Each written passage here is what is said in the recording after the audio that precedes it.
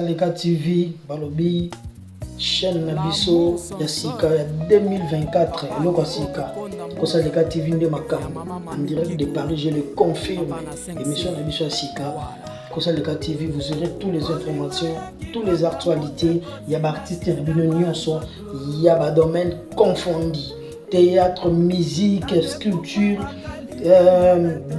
décoration, nyonso eza na kati wana. Je vous confirme déjà que moi je me suis abonné.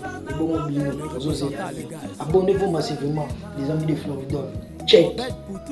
Yes. Ici c'est Horizon Solo, Mélodie à Congo, Misapi Soin. Ce beau livre vraiment beau avoir programme. Il y a solo. Pour s'abonner massivement à Kosa Leka TV. Ah bah pour ça ah mais la réalité dans la kawa ma solo les cacao. L'information vraiment est vraie la source. Beaucoup d'entraîneurs qui aiment Mapuya. Il y a Mabino Vitoko, il y a Chaba très à l'aise. Comprendre Kosa Leka TV. S'abonnez-vous massivement. Dans la Horizon Solo déjà hier. Et bon aux amis. Regardez.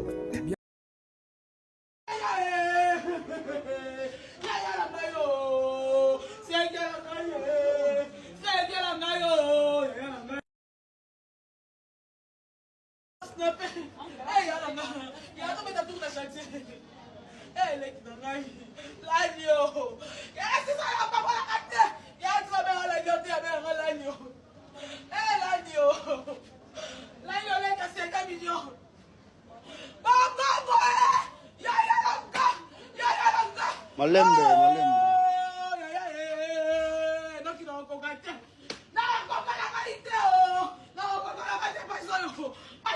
Voilà, là nous sommes dans la résidence Ségamini. Alors nous filmons comme ça pour montrer au monde que la nouvelle est vraie. Ségamini n'est plus. Nous sommes dans sa résidence. Face à Bané Kovanda.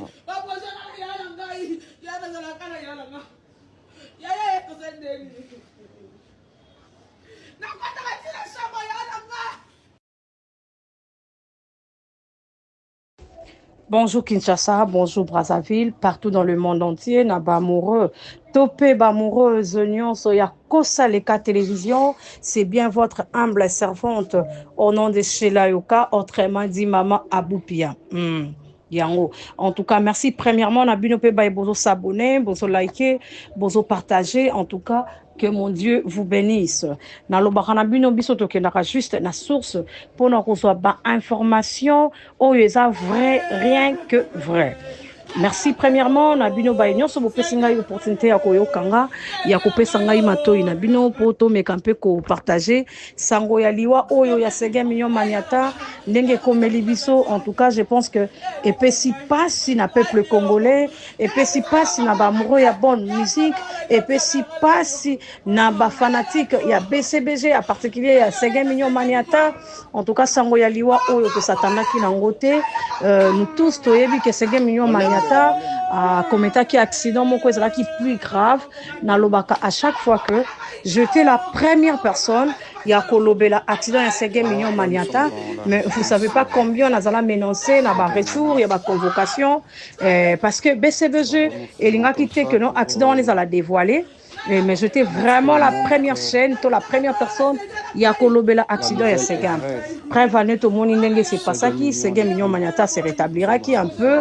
Je pense que ça lui déjà 2 mois passés depuis Ségamini Maniata commettait accident naïe et puis bah ekokataye le colonaïe Ségamini Maniata pardon akendaki baswa na Inde place wapi oyo Ségamini Maniata akufeli na mboka ya Congo te précisément na Kinshasa te. Ségamini Maniata kufi na mboka ya Inde bisika oyo wapi akendaki baswa na ye place oyo liwa ekuteli Ségamini Maniata.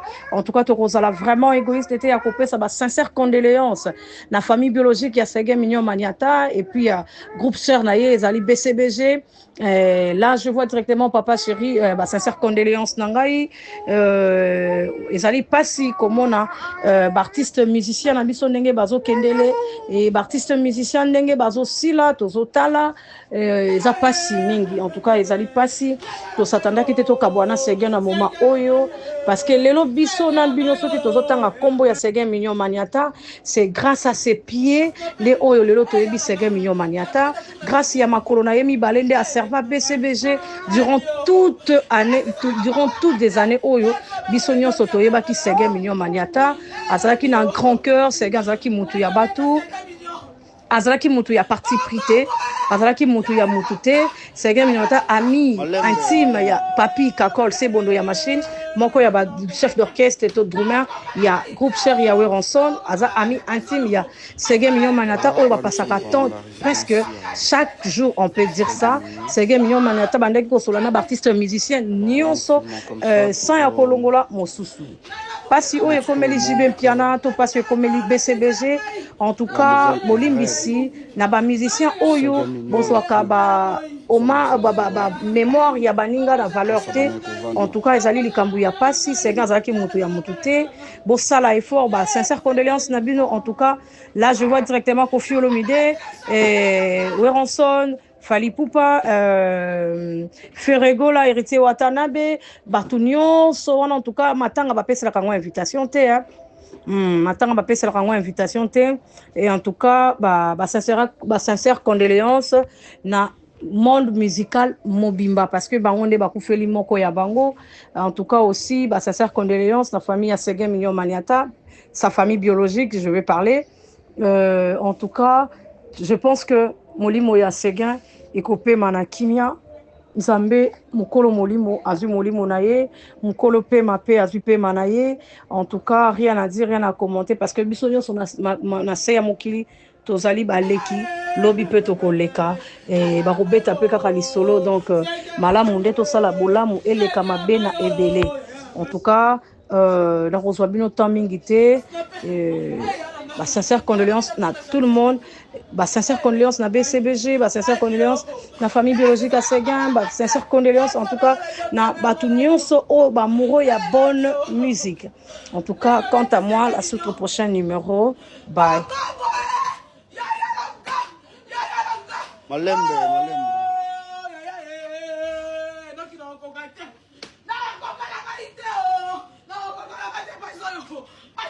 Voilà, là nous sommes dans la résidence Seguin Mignon. Alors nous filmons comme ça pour montrer au monde que la nouvelle est vraie. Seguin Mignon n'est plus. Nous sommes dans sa résidence.